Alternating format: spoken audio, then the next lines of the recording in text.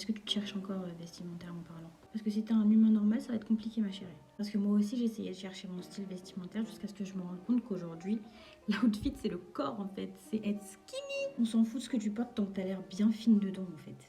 Le truc qui m'a vraiment fait me rendre compte qu'on était cooked, c'est quand ils ont dit que Tate McRae était grosse. Comment ça, mon rêve?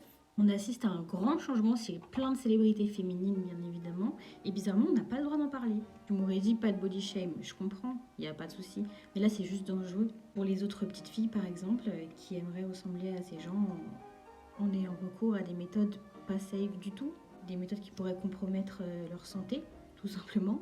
Parce que qu'on le veuille ou non, maintenant, la trend et la norme, c'est d'avoir l'air malade physiquement. Physiquement, t'es en train de canner, genre.